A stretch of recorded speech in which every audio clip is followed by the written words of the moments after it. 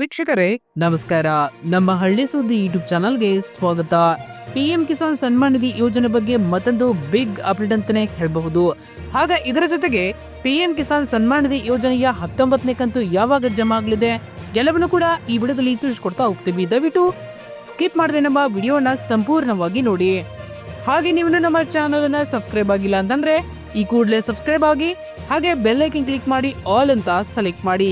ಹಾಗೆ ನೀವೇನು ನಮ್ಮ ಚಾನಲ್ ಅನ್ನ ಸಬ್ಸ್ಕ್ರೈಬ್ ಆಗಿಲ್ಲ ಅಂತಂದ್ರೆ ಈ ಕೂಡಲೇ ಸಬ್ಸ್ಕ್ರೈಬ್ ಆಗಿ, ಹಾಗೆ ಬೆಲ್ ಐಕನ್ ಕ್ಲಿಕ್ ಮಾಡಿ ಆಲ್ ಅಂತ ಸೆಲೆಕ್ಟ್ ಮಾಡಿ. ಪ್ರಧಾನ ಮಂತ್ರಿ ಕಿಸಾನ್ ಸನ್ಮಾನ್ ನಿಧಿ ಯೋಜನೆಯಡಿ ರೈತರು ನಕಲಿ ಸಂದೇಶಗಳು ಮತ್ತು ಫಿಶಿಂಗ್ ಲಿಂಕ್ಗಳ ಮೂಲಕ ವಂಚಕರಿಂದ ಗುರಿಯಾಗುತ್ತಿದ್ದಾರೆ. ಹೌದು, ವಂಚನೆಯನ್ನ ಹೇಗೆ ಗುರುತಿಸುವುದು, OTPಗಳನ್ನು ಹಂಚಿಕೊಳ್ಳುವುದನ್ನು ತಪ್ಪಿಸುವುದು ಮತ್ತು ನಿಮ್ಮ ಪ್ರಯೋಜನಗಳನ್ನು ರಕ್ಷಿಸಲು ಅಧಿಕೃತ ಚಾನೆಲ್ಗಳ ಮೂಲಕ ಮಾಹಿತಿಯನ್ನು ಪರಿಶೀಲಿಸುವುದು ಹೇಗೆ ಎಂದು ಇಲ್ಲಿ ತಿಳಿಸ್ಕೊಡ್ತಾ ಹೋಗ್ತೀವಿ. ತಾಂತ್ರಿಕ ಪ್ರಗತಿಯ ಯುಗದಲ್ಲಿ ಪ್ರಧಾನ ಮಂತ್ರಿ ಕಿಸಾನ್ ಸನ್ಮಾನ್ ನಿಧಿ ಯೋಜನೆಯಾದಂಥ ಸರ್ಕಾರದ ಯೋಜನೆಗಳು ರೈತರಿಗೆ ಭಾರಿ ಆರ್ಥಿಕ ಪ್ರಯೋಜನಗಳನ್ನು ಒದಗಿಸುತ್ತಿವೆ. ವಂಚಕರು ಈ ಯೋಜನೆಯನ್ನ ಅನುಮಾನಾಸ್ಪದ ಫಲಾನುಭವಿಗಳಿಗೆ ಮೋಸ ಮಾಡಲು ಬಳಸುತ್ತಿದ್ದಾರೆ. ಈ ಯೋಜನೆ ಅಡಿಯಲ್ಲಿ ಸರ್ಕಾರವು ರೈತರಿಗೆ ವರ್ಷಕ್ಕೆ 6,000 ರೂಪಾಯಿಗಳನ್ನ ಒದಗಿಸುತ್ತದೆ. ಅದನ್ನ ನೇರವಾಗಿ ಅವರ ಬ್ಯಾಂಕ್ ಖಾತೆಗಳಿಗೆ ಜಮಾ ಮಾಡಲಾಗುತ್ತಿದೆ. ಆದರೆ ಪಿಎಂ ಕಿಸಾನ್ ಯೋಜನೆಯ ಹೆಸರಿನಲ್ಲಿ ನಡೆಯುತ್ತಿರುವ ಹಗರಣಗಳ ವರದಿಗಳು ಆತಂಕಕಾರಿ ಆಗಿವೆ. ಈಗಾಗಲೇ 18 ಕಂತುಗಳನ್ನು ವಿತರಿಸಿರುವ ಯೋಜನೆಯು ಈಗ 19ನೇ ಪಾವತಿಗಾಗಿ ಕಾತುರದಿಂದ ಕಾಯುತ್ತಿದ್ದಾರೆ.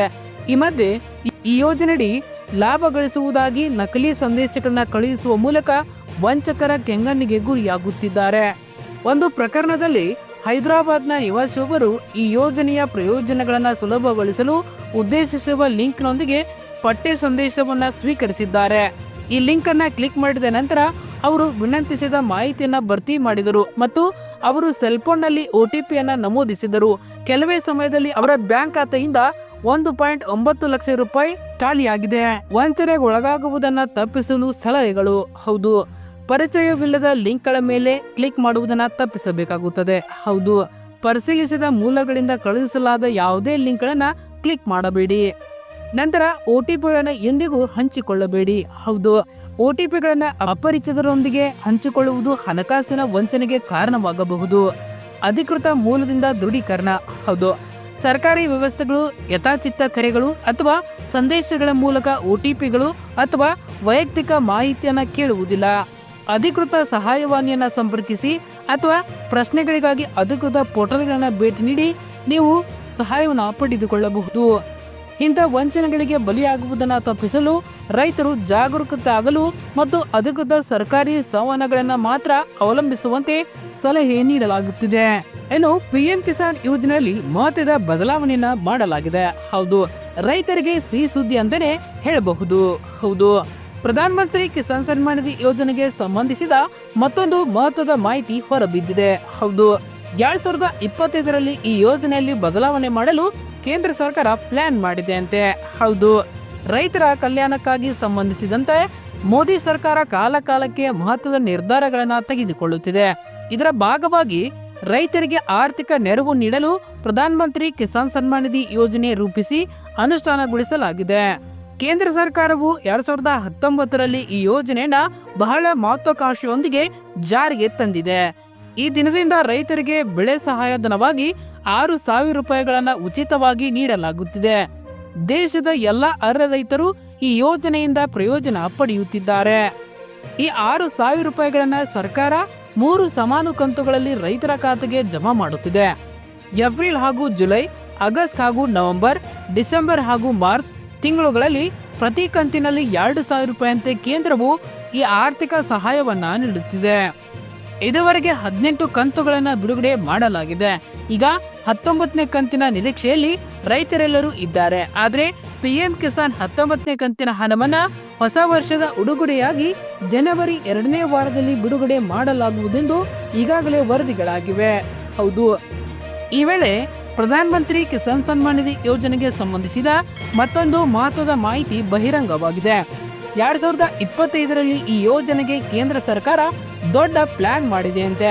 ಹೌದು, ವರ್ಷದ 3 ಕಂತುಗಳಲ್ಲಿ ಯಾವುದನ್ನ ವಿಳಂಬ ಮಾಡದಿರಲು ಸರ್ಕಾರ ನಿರ್ಧಾರ ಮಾಡಿದೆ. ಹೌದು, ಡಿಸೆಂಬರ್ ಹಾಗೂ ಮಾರ್ಚ್, ಏಪ್ರಿಲ್ ಹಾಗೂ ಜುಲೈ, ಆಗಸ್ಟ್ ಹಾಗೂ ನವೆಂಬರ್ ಈ ನಡುವೆ 3 ಕಂತುಗಳಲ್ಲಿ ಹಣ ರೈತರ ಖಾತೆಗೆ ಜಮಾ ಮಾಡಲಾಗುತ್ತಿತ್ತು. ಇನ್ನು ಮುಂದೆ ಈ 3 ಹಂತಗಳ ಆರಂಭಿಕ ತಿಂಗಳುಗಳಲ್ಲಿ ಅಂದ್ರೆ ಡಿಸೆಂಬರ್, ಏಪ್ರಿಲ್ ಮತ್ತು ಆಗಸ್ಟ್ ನಲ್ಲಿ ರೈತರಿಗೆ ಪಿಎಂ ಕಿಸಾನ್ ಯೋಜನೆಯ ಹಣವನ್ನ ಜಮಾ ಮಾಡಲು ವ್ಯವಸ್ಥೆ ಮಾಡಲಾಗಿದೆ ಎಂದು ಹೇಳಲಾಗ್ತಾ ಇದೆ.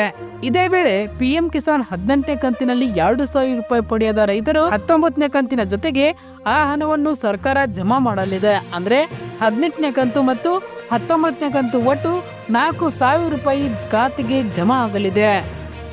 ಪ್ರಧಾನ ಮಂತ್ರಿ ಕಿಸಾನ್ ಸನ್ಮಾನ್ ನಿಧಿ ಯೋಜನೆಯ ಪ್ರಯೋಜನಗಳನ್ನು ಪಡೆಯಲು ರೈತರು ಕೆವೈಸಿ ಅಪ್ಡೇಟ್ ಅಗತ್ಯವಾಗಿದೆ. ಇದಕ್ಕಾಗಿ ನೀವು ಪಿಎಂ ಕಿಸಾನ್ ಅಧಿಕೃತ ವೆಬ್ಸೈಟ್ಗೆ ಹೋಗಿ ನೀವು ಈ ಕೆವೈಸಿನ ಮಾಡಿಸಬಹುದು. ಇನ್ನು ಪಿಎಂ ಕಿಸಾನ್ ಸನ್ಮಾನ್ ನಿಧಿ ಯೋಜನೆಯ 19ನೇ ಕಂತು ಯಾವಾಗ ಜಮಾ ಆಗಲಿದೆ ಇಲ್ಲಿ ತಿಳಿಸ್ಕೊಡ್ತಾ ಹೋಗ್ತೀವಿ. ಜಮೀನು ಯಾರ ಹೆಸರಿನಲ್ಲಿ ನೋಂದಣಿ ಆಗಿದೆಯೋ ಅವರಿಗೆ ಮಾತ್ರ ಈ ಯೋಜನೆ ಲಾಭ ಪಡೆಯಲು ಅರ್ಹರಾಗಿರುತ್ತಾರೆ. ಕೆಲವು ಕುಟುಂಬಗಳಲ್ಲಿ ಪತಿ ಪತ್ನಿ ಇಬ್ಬರ ಹೆಸರಿನಲ್ಲೂ ಕೃಷಿ ಭೂಮಿ ಇದೆ. ಅಂತ ಸಂದರ್ಭದಲ್ಲಿ ಒಂದೇ ಕುಟುಂಬದಲ್ಲಿ ಪತಿ ಮತ್ತು ಪತ್ನಿ ಇಬ್ಬರು ಪ್ರಧಾನ ಮಂತ್ರಿ ಕಿಸಾನ್ ಸನ್ಮಾನ್ ನಿಧಿ ಯೋಜನೆಯ ಪ್ರಯೋಜನಗಳನ್ನ ಪಡೆಯಬಹುದಾ ಎಂದು ಪ್ರಶ್ನೆಗಳನ್ನ ಕೇಳ್ತಾ ಇದ್ದಾರೆ. ಹೌದು, ಇದು ರೈತರ ನಡುವೆ ಚರ್ಚೆಗೆ ಗ್ರಾಸವಾಗುತ್ತಿದೆ. ಆದ್ರೆ ಪಿಎಂ ಕಿಸಾನ್ ನಿಯಮಗಳ ಪ್ರಕಾರ ಪಿಎಂ ಕಿಸಾನ್ ಯೋಜನೆಯ ಪ್ರಯೋಜನವು ಕುಟುಂಬದಲ್ಲಿ ಒಬ್ಬರಿಗೆ ಮಾತ್ರ ಲಭ್ಯವಿದೆ. ಹಾಗಾಗಿ ಜಮೀನು ಗಂಡ ಹೆಂಡತಿ ಇಬ್ಬರಾದರೂ ಒಬ್ಬರಲ್ಲಿ ಮಾತ್ರ ಈ ಹಣ ಜಮಾ ಆಗಲಿದೆ. ರೈತರ ಹೆಸರಿನಲ್ಲಿ ಎಷ್ಟೇ ಭೂಮಿ ಇದ್ದರೂ ಪಿಎಂ ಕಿಸಾನ್ ವೆಬ್ಸೈಟ್ ಮೂಲಕ ನೋಂದಣಿ ಮಾಡಿಕೊಂಡರೆ ಈ ಯೋಜನೆ ಲಾಭ ಪಡೆಯಬಹುದು. ಆದಾಗ್ಯೂ 2019ರ ಹೊತ್ತಿಗೆ ಪಟ್ಟಾ ಪಾಸ್ಬುಕ್ ಹೊಂದಿದವರು ಮಾತ್ರ ಈ ಯೋಜನೆಗೆ ಅರ್ಹರು ಎಂದು ತಿಳಿಸಲಾಗ್ತಾ ಇದೆ. 2019ರ ನಂತರ ಪಾಸ್ಬುಕ್ ಪಡೆದ ರೈತರನ್ನ ಶೀಘ್ರವೇ ಈ ಯೋಜನೆಯಡಿ ತರಲು ಕ್ರಮ ಕೈಗೊಳ್ಳಲಾಗುತ್ತಿದೆ.